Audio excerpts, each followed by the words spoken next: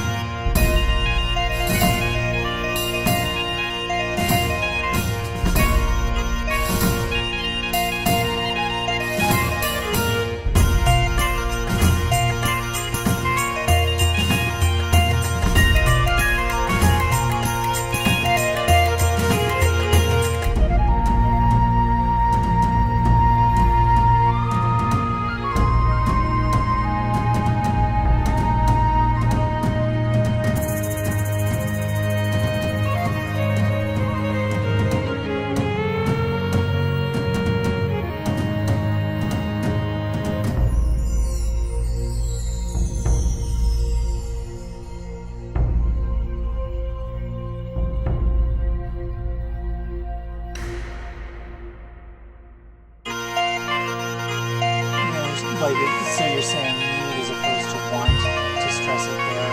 Okay. Just to see how that works. Because I don't think there's anything wrong with the way you said it. I'm just stressing the pronoun again. Well, the negatives. I'm saying, okay. I understand. Yes, pronouns and negatives.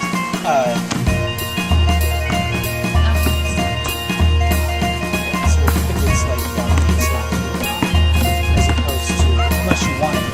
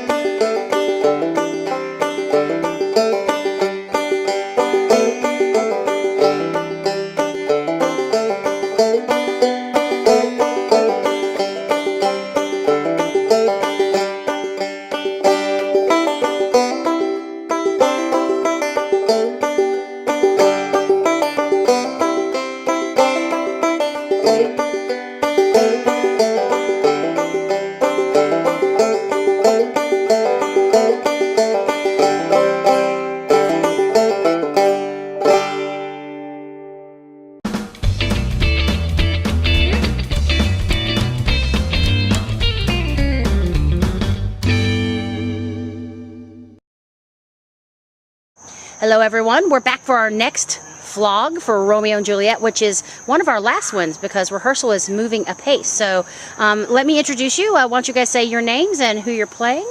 I'm Yvonne Hudson. I'm playing Juliet's nurse. Hi, I'm Ron Siebert. I'm playing Friar Lawrence. Oh, well, fabulous. And how are things going for you out here in the parks with rehearsals? Oh, it's wonderful. It's beautiful. Every day we've been here has been gorgeous weather, nice breezes. We couldn't ask for a nicer setting.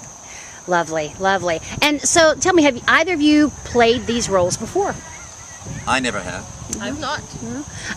Both of you are experienced Shakespeare people, though. Tell me a little bit about some of the Shakespeares that you've done in the past. Well, I was thinking about this. The last time I did Shakespeare outdoors was in Dallas, at the Cotton Bowl for the Dallas Shakespeare Company. And we did The Merchant of Venice. I was playing Bassanio. And it was outdoors, and it was 135 degrees that summer in Dallas. And literally, chickens were dying.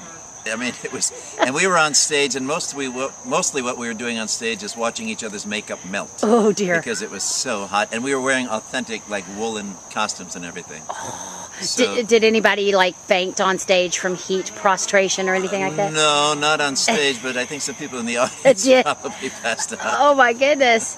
And was that a free Shakespeare thing, or is that a? That was a free thing? outdoor Shakespeare. Free Yeah, Shakespeare. the Cotton Bowl seats 3,500 people. Whoa! Were you Yeah. mic'd? We were mic'd. Yeah, we had footlight mics, and it would go down to the footlights to say our speeches. And, Oh, it was incredible. wow! Yeah, Dallas is hot though. Dallas It is is very hot. It is hot. And how about you, Yvonne? What other kind of Shakespeare experience do you bring? Well, I'm really happy to be part of Shakespeare in the Parks here in Pittsburgh because that's a tradition that went away in this city for a while and came back. So I'm excited about that because I actually used to work on promoting Shakespeare in the Park when Three Rivers Shakespeare Festival had shows on Flagstaff Hill. My Shakespeare experience has been primarily with my solo show, in which I get to mine and use a lot of different characters and sonnets and songs and soliloquies and delve into a lot of different characters, so it's a little schizophrenic. So this is a delight being able to focus just on one character in a story that I love very much, and was actually one of my first personal experiences with Shakespeare as a young person. How is it to do a show, like a show that's written by Shakespeare, as opposed to, you were saying, your show, which you wrote? Is it different to memorize other people's lines as opposed to your own? Well, I do have to memorize, as they say in Midsummer Night's Dream, cues and all. So it's like you have to know when to come on. And it's really a treat because when you're doing solo pieces primarily, you don't interact with real other people on stage. You're acting with invisible characters, and my piece was a Shakespeare with invisible Shakespeare a lot. So this is a delight to be able to put it into context and explore the story that way. And so neither one of you have done these characters before, which I find amazing, and both of you have such long and fabulous careers. What is it about your characters that appeals to you? What appealed to you to do this project? Oh, that's interesting. Well, just to work outside in the park and to work with Pittsburgh Shakespeare in the Park appealed to me. I had a goal as a young actor to want to do every Shakespeare play. I've done about 16 now. And this was, this came along. I said, I've never done Romeo and Juliet, so great, I'll get a chance. And I always loved Friar Lawrence because Shakespeare depicts his character in such wonderful contrast to Romeo and Juliet. His rhythms, his speeds, the language is so different contrasted to theirs. Romeo's all, and the Friar's like, take it easy, son. I love that contrast, the way Shakespeare delineates character through language brilliantly. I mean, nobody does it like that, Oh, so good. that appealed to me a lot. And Lovely. work with Helen, for God's sake. Well, goodness gracious, There we of go. course, my goodness. And how about you, Yvonne? What, this role in particular, what you Well, find the nurse interesting? certainly provides some of the only comic relief, so that's fun to sink your teeth into a little bit. And I like the fact that we're being interviewed together because I think the nurse and the friar, they Complement each other. complement Yeah. each other, and they make things happen. They make decisions, and they commiserate in moving the plot along. So some of it works better than others, but I think their characters are a little more active in driving the action in that way, in a risky way, which is fun. Well, one more question.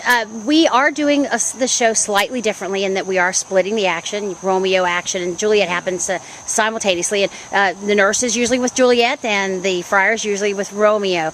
We've really just now gotten into where we are rehearsing those simultaneous scenes. How is that working? What's the feeling when you guys are doing simultaneous scenes? It's certainly different from just doing one scene from the other. Yeah, I really love the energy of it because I think that any tragedy moves along at this breakneck pace. Once it starts, there's no stopping it. So I think it really captures the essence of tragedy in that it's a plot construction that is just going to roll down the hill at breakneck speed and end up perhaps with not so happy an ending, but you love it anyway. Yes. Well, it was interesting because when we first did the scenes, I wasn't paying much attention to the other scene, but now that we're more into it, and now I'm becoming more aware of what's going on over here, and it's it's wonderful to have that kind of awareness of this. It's like having a radio over here that you're hearing another radio program coming in your left ear, as your right ear is engaged over here. So that's fun. It's interesting. But not distracting, I hope?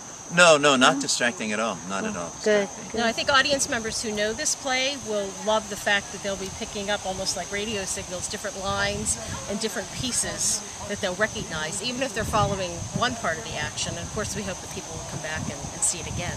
Yes. sit on the other side. There you Yes, go, yeah. that would be great. That would be great. Well, excellent. Well, before we say goodbye, anything else you guys want anyone to know about yourself or about the show or about life in general? Oh my God, life in general. I once did a production of Macbeth. I played Macbeth, and you know, they say it's a cursed show. We were touring the state of Illinois, and in the final fight scene with Macduff, we were coming downstairs, and I was coming down backwards, and he was coming at me. And you know, you count out those same 8, 7, 6, 5, whatever. And I went like this, and I said, "Oh my God, he missed 7. He forgot to block my blow." And we were using these big broadswords, and suddenly blood started spurting down this actor's face, and I thought, oh my God, he's bleeding. And the audience knew. And audiences don't want to see real violence. They like to see fake violence, but they don't want to see real blood. And it just scared me to death. I thought, this poor guy.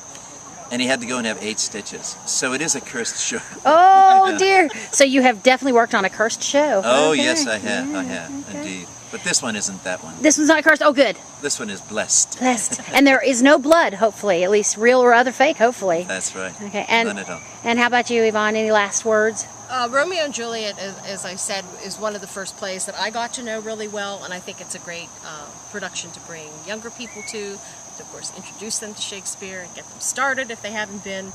So we're hoping to see a lot of people of different ages and first-timers. That would be Yes. great. Great. Good. Did I hear someone say you had 300 people at a performance last year?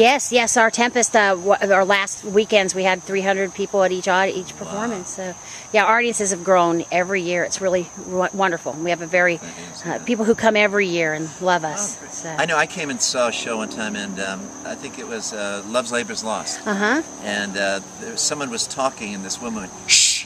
I mean, she was enwrapped. She really wanted to hear the show. You know? Yeah. So I thought, oh, good, it's working. Yes. We started out very small, but people became very passionate about it, so we're very happy. Well, great. Well, we've only got 2 weeks to go, and then we can have our first opening, so I'm sure everyone's going to be very excited to see you, and thank you for staying by. So Thank you, Helen. see you later.